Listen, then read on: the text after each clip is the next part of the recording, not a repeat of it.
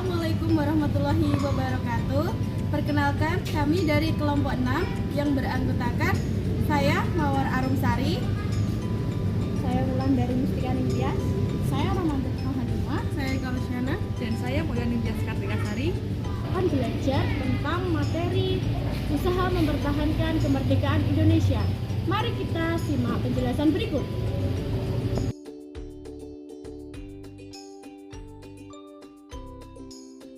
Perjuangan mempertahankan kemerdekaan Indonesia telah dilakukan oleh para pejuang dahulu dan melakukan kegiatan diplomasi, dan yang kedua juga melakukan dengan peperangan dengan peralatan yang sederhana. Hal ini ditujukan untuk menghindari sekutu datang ke Indonesia dan kembali untuk menduduki wilayah Indonesia ini. Sekarang kita akan belajar bersama-sama mengenai yang pertama, yaitu tentang pertarungan bersenjata. Pertarungan bersenjata. Kalahnya Belanda terhadap Jepang menyebabkan Belanda harus tarik mundur dan memberikan wilayahnya kepada Jepang. Kemudian Belanda tidak diam melihat hal ini. Belanda memiliki 1001 cara untuk kembali datang ke Indonesia. Salah satunya dengan mendirikan Nika. Tentara Belanda membonceng sekutu melalui Nika untuk kembali datang ke Indonesia dengan tujuan awal yaitu kegiatan ekonomi.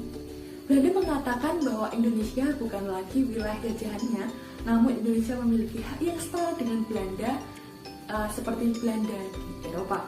Hal ini dimaksudkan agar Belanda dapat masuk ke Indonesia dengan mudah dan memperoleh pengakuan hukum yang kuat di dunia internasional. Namun, pada kenyataannya Belanda mengingkari janjinya. Dia malah ingin ke Indonesia itu untuk menguasai kembali wilayah Indonesia. Rakyat Indonesia kala itu tak tinggal diam. Banyak cara yang dilakukannya, banyak pertempuran terjadi kala itu di berbagai daerah. Kita akan membahasnya yang pertama yaitu mengenai pertempuran Surabaya. Siapa yang tak tahu pertempuran Surabaya? Begitu besarnya pertempuran Surabaya ini sehingga pemerintah menetapkannya sebagai Hari Pahlawan yang kita peringati setiap tanggal 10 November. Lalu sebenarnya apa yang melatar belakangi pertempuran Surabaya ini? Mengapa pertempuran Surabaya ini bisa terjadi? Yang pertama, kedatangan tentara Inggris yang diboncengi Belanda atau diboncengi Nika kala itu. Pada awalnya, tentara Inggris hanya datang ke Indonesia untuk melucuti peralatan ataupun senjata yang dimiliki oleh tentara Jepang, kemudian membebaskan tawanannya yang ditawan Jepang. Namun pada kenyataannya tidak semulus itu. Kayak terjadi pengingkaran perjanjian di mana Belanda yang membonceng kala itu ingin kembali menduduki wilayah Indonesia. Dan dengan adanya perjanjian di antara kedua pihak tersebut, akhirnya Belanda dapat menguasai kembali Indonesia. Rakyat Indonesia tak tinggal diam kala itu. Rakyat Indonesia melakukan berbagai cara untuk mengusir Belanda kembali ke negaranya dan agar wilayah Indonesia tetap aman. Yang kedua, insiden Hotel Yamato. Ada apa sebenarnya di Hotel Yamato? Hal ini dilatar belakangi dengan adanya maklumat pemerintah atau maklumat presiden pada tanggal 1 September 1945 tentang kewajiban seluruh warga negara untuk mengibarkan bendera merah putih di seluruh wilayah tanah air. Dan ternyata kabar ini telah masuk ke telinga oleh masyarakat Surabaya kala itu. Dan masyarakat Surabaya ingin melaksanakannya dengan mengibarkan di setiap pojok kota. Namun, ada yang aneh pada saat itu. Sekelompok orang Belanda datang ke Hotel Yamato, kemudian tanpa seizin pemerintah Indonesia yang ada di Surabaya kala itu, mereka mengibarkan bendera Belanda di hotel tersebut. Masyarakat Indonesia yang mengetahui hal ini sontak marah, kemudian berkumpul di depan Hotel Yamato untuk meminta kejelasan dan tanggapannya, kemudian meminta orang-orang Belanda tersebut untuk menarik kembali atau menurunkan bendera sekutu atau bendera Belanda yang telah dikibarkan. Namun tidak ada jawaban. Kemudian masyarakat atau rakyat Surabaya yang geram melihat kejadian tersebut kemudian langsung memanjat gedung dan merobek warna biru dari bendera tersebut yang menyisakan warna merah dan putih. Hal tersebut disebut dengan teriakan merdeka, merdeka dan merdeka oleh masyarakat Surabaya. Yang ketiga adalah tewasnya Jenderal Malabi. Pada hari sebelumnya, pada tanggal 29 Oktober 1945 terjadi Belanda untuk menghentikan gencatan senjata. Hal itu berimbas baik pada kejadian yang ada di Surabaya. Kejadiannya berangsur-angsur menurun dan berangsur-angsur membaik. Namun pada tanggal 30 Oktober 1945 terjadi sebuah peristiwa yang menyebabkan pergejolakan kembali yang ada di Surabaya, yaitu adalah tewasnya Jenderal Malabi.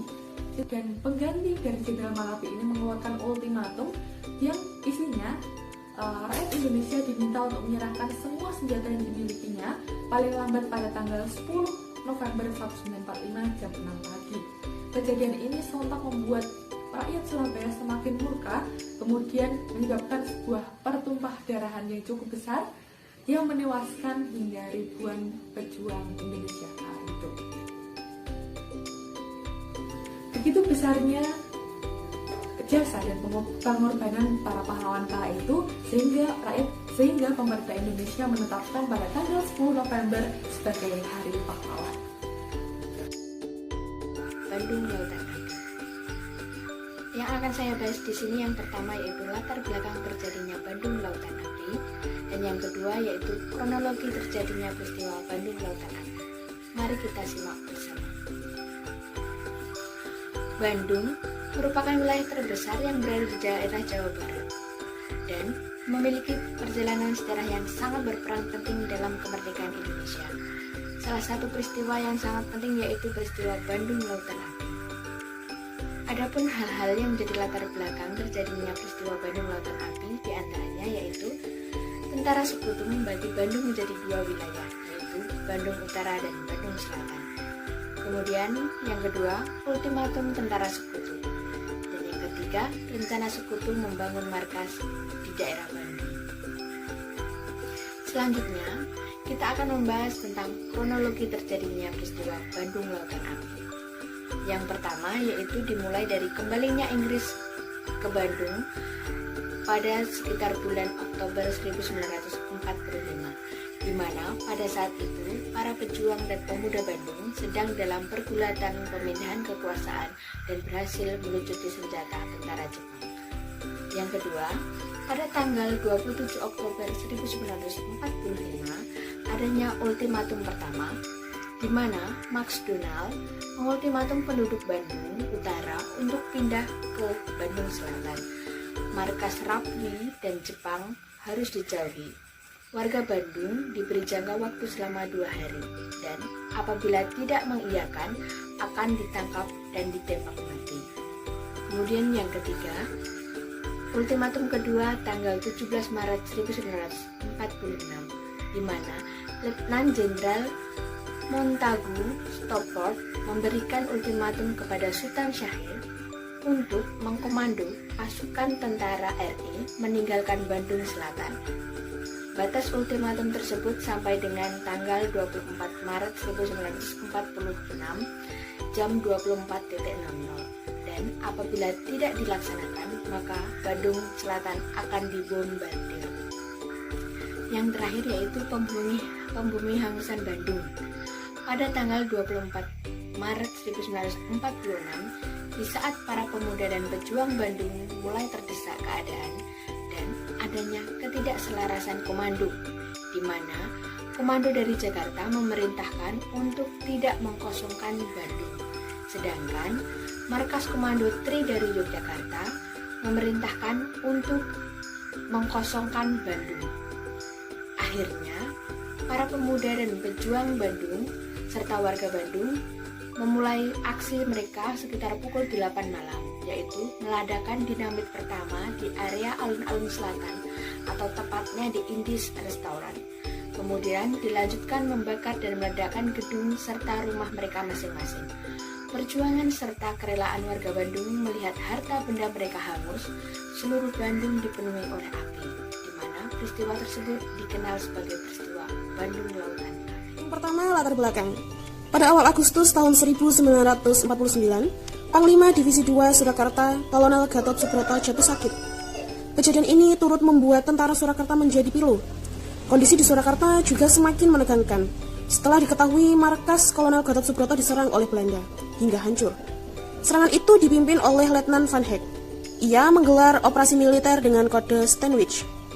Fokus utama dari operasi itu adalah pusat gerilya di Desa Balong, tempat persembunyian pemancar radio Republik. Beruntungnya, Gatot Subroto dan pasukannya telah terlebih dahulu bersembunyi dan berhasil meninggalkan markas sebelum diserang oleh Belanda. Kehancuran markas Subroto ini kemudian menyulut kemarahan anak buahnya, yaitu Mayor Ahmadi. Ia ingin membalaskan dendam dengan berencana serangan akan dilakukan pada tanggal 7 Agustus tahun 1949. Target utamanya adalah untuk merebut posisi strategis sebelum Jenderal Sudirman memerintahkan untuk menghentikan baku tembak. Selain untuk balas dendam, serangan umum Surakarta terjadi karena didasari keinginan para pejuang kemerdekaan untuk menunjukkan bahwa Indonesia itu masih ada dan kuat. Kedua, kronologi. Serangan umum Surakarta dimulai pukul 6 pagi pada tanggal 7 Agustus tahun 1949. Pada hari itu, pasukan SWK 106 Arjuna menyusup dan menguasai perkampungan di Surakarta. Kemudian, sesuai dengan rencana yang sudah ditentukan, pasukan Tentara Nasional Indonesia atau TNI menyerang Belanda dan semua penjuru. Di hari kedua, 8 Agustus tahun 1949, pertempuran ini terjadi hingga tengah malam. Kala itu, TNI membantu serangan dengan memasang berbagai rintangan di jalan sekitar Pasar Kembang. Akan tetapi, rencana ini telah diketahui oleh Belanda. Akibatnya, terdapat 26 orang yang ditangkap oleh Belanda, termasuk wanita dan anak-anak. Kemudian, Belanda membunuh 24 orang dari mereka yang berhasil ditangkap, dan kian hari, kondisi Belanda semakin terdesak. Pesawat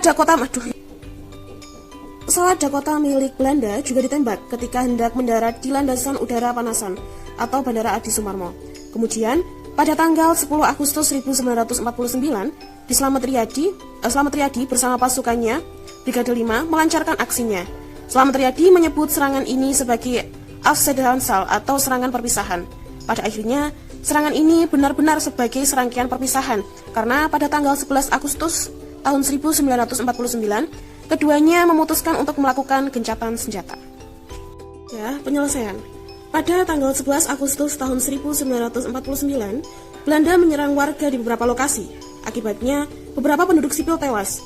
Lebih lengkapnya, di Sambeng ada 32 orang yang tewas, di Pasar Nangka ada 67 orang yang tewas, di Serangan ada 47 orang yang tewas, dan di Pandemogaran Gading ada 21 orang yang tewas, dan di Pasar Kembang ada 24 orang yang tewas. Siang harinya, Belanda meminta Indonesia untuk berunding bersama Slamet Riyadi. Dalam perundingan ini, Belanda meminta Indonesia untuk menarik mundur pasukannya sampai batas kota. Selain itu, barikade juga harus dibersihkan. Setelah mendapatkan keputusan, urusan keamanan kota kemudian diserahkan kepada Mayor Ahmadi, selaku Komando Militer Kota Solo, tanggal 24 Agustus tahun 1949. Dan yang terakhir adalah dampak. Dampak dari serangan umum Surakarta atau serangan 4 hari di Surakarta ini, di balik banyaknya jiwa yang berjatuhan dalam serangan umum Surakarta, terdapat beberapa dampak positif yang juga bisa diambil. Serangan yang dilakukan oleh tentara pelajar berhasil memperkuat posisi tawar di Indonesia, yaitu dalam Konferensi Meja Bundar atau KMP di Den Haag. Hasilnya, kedaulatan Indonesia diakui pada tanggal 27 Desember tahun 1949. Perjanjian Linggarjati. Nah, terdapat 3 topik materi yang akan kita pelajari. Topik yang pertama yaitu sejarah Perjanjian Linggarjati, topik yang kedua isi Perjanjian Linggarjati, dan yang ketiga adalah dampak positif dan negatif atas Perjanjian Linggarjati. Nah, sebelum kita masuk ke materi, apa sih Perjanjian Linggarjati itu? Nah, jadi Perjanjian Linggarjati adalah perjanjian yang dilakukan antara Indonesia dengan Belanda untuk membahas soal status kemerdekaan Indonesia. Nah, sejarah terjadinya Perjanjian Linggarjati itu diawali dengan Jepang telah menetapkan status quo kepada Indonesia. Hal ini menyebabkan terjadinya konflik antara Indonesia dengan Belanda. Nah, salah satu peristiwa atas konflik tersebut yaitu peristiwa 10 November yang terjadi di Surabaya. Nah, apa sih status quo itu? Jadi menurut Badan Pengembangan dan Pembinaan Bahasa Kementerian Pendidikan dan Kebudayaan Indonesia, arti dari status quo itu artinya keadaan tetap sebagaimana keadaan sekarang atau sebagaimana keadaan sebelumnya. Jadi menetapkan status quo itu artinya mempertahankan atau menetapkan keadaan sekarang seperti keadaan sebelumnya. Kemudian pemerintah Inggris sebagai penanggung jawab mengundang Indonesia dan Belanda untuk melakukan perundingan. Perundingan ini dinamakan Perundingan Hoge-Veluwe yang terjadi pada tanggal 14 sampai 24 April 1946 di Hoge-Veluwe, Belanda. Adapun perundingan tersebut gagal karena Indonesia meminta pengakuan kedaulatan atas Pulau Jawa, Sumatera, dan Madura. Akan tetapi Belanda hanya mengakui kedaulatan atas Pulau Jawa dan Madura saja.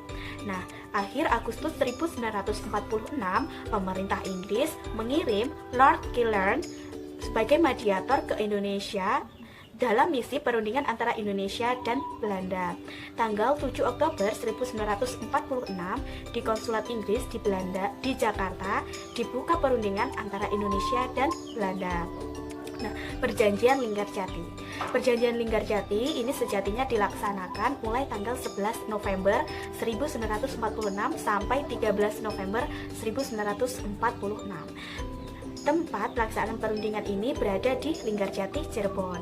Meski dilaksanakan pada 11-13 November 1946, namun penandatanganan perjanjian ini baru dilaksanakan pada tanggal 25 Maret 1947. Nah, adapun isi dari perjanjian Linggarjati ini terdapat beberapa poin. Poin yang pertama, Belanda mengakui secara de facto wilayah Republik Indonesia, yaitu Jawa, Sumatera, dan Madura. Poin yang kedua, Belanda meninggalkan wilayah Republik Indonesia selambat-lambatnya tanggal 1 Januari 1947. Poin yang ketiga, Belanda dan Indonesia sepakat membentuk negara Republik Indonesia Serikat atau RIS. Poin yang keempat, RIS harus bergabung dengan negara-negara persemakmuran di bawah kerajaan Belanda. Nah, perjanjian Linggarjati ini tentunya membawa dampak positif dan negatif, terutama bagi Indonesia. Adapun dampak positif yang ditimbulkan, yang pertama, citra Indonesia di mata dunia semakin kuat dengan adanya pengakuan Belanda terhadap kemerdekaan Indonesia. Poin yang kedua, Belanda mengakui negara Republik Indonesia atas kuasa Pulau Jawa, Madura, Sumatera secara de facto. Dan yang ketiga, selesainya konflik antara Belanda dan Indonesia. Adapun beberapa dampak yang ditimbulkan atas perjanjian Linggarjati, yang pertama, Indonesia hanya memiliki wilayah kekuasaan yang kecil. Selain itu, Indonesia harus mengikuti persemakmuran Indo-Belanda. Yang kedua, memberikan waktu Belanda untuk mempersiapkan melanjutkan agresi militer. Yang ketiga, perjanjian ini ditentang oleh sejumlah masyarakat seperti Partai Masyumi, PNI, Partai Rakyat Indonesia, dan Partai Rakyat Sosialis. Dan yang keempat, dalam perundingan tersebut Sultan Syahrir telah dianggap memberikan dukungan kepada Belanda, sehingga membuat anggota dari Partai Sosialis dan KNIP mengambil langkah penarikan dukungan pada 26 Juni 1947. Nah, itu tadi adalah materi tentang perjanjian Linggarjati. Kita telah belajar tentang sejarah terjadinya Linggarjati, kemudian isi dari perjanjian tersebut, kemudian dampak yang ditimbulkan dengan perjanjian tersebut. Pada bagian yang kedua adalah perjuangan diplomasi. Perjuangan ini merupakan langkah yang strategis untuk mendapatkan pengakuan dunia akan kedaulatan rakyat Indonesia. Ada beberapa upaya yang dilakukan Indonesia dalam perjuangan secara diplomasi, di antaranya dengan melakukan beberapa perjanjian atau perundingan dengan pihak Belanda. Ada perjanjian Linggarjati, perjanjian Renville, perjanjian Romroyen, dan konferensi Meja Bundar. Dampak dan pengaruh adanya konferensi Meja Bundar ini, yang pertama, Belanda mengakui kemerdekaan Indonesia, dan yang kedua, konflik antara Belanda dan Indonesia dapat diakhiri. Kemudian, pembangunan dapat segera dimulai. Yang ketiga, Irian Barat belum bisa diserahkan kepada Republik Indonesia Serikat. Dan yang keempat, bentuk negara Indonesia adalah serikat yang tidak sesuai dengan cita-cita proklamasi kemerdekaan Indonesia. Isi dari konferensi Meja Bundar ada 6. Yang pertama, Belanda mengakui Republik Indonesia Serikat sebagai negara yang merdeka dan berdaulat. Kedua, pengakuan kedaulatan dilakukan selambat-lambatnya tanggal 30 Desember 1949. Ketiga, Irian Barat akan diadakan perundingan ulang dalam kurun waktu 1 tahun setelah pengakuan kedaulatan RIS. Yang keempat, antara RIS dan Belanda akan dilakukan Uni Indonesia Belanda yang dikepalai oleh Ratu Belanda. Yang kelima, kapal-kapal perang Belanda akan ditarik, kecuali kapal-kapal kecil saja. Dan yang keenam, tentara kerajaan Belanda akan ditarik mundur dan KNIL akan dibubarkan.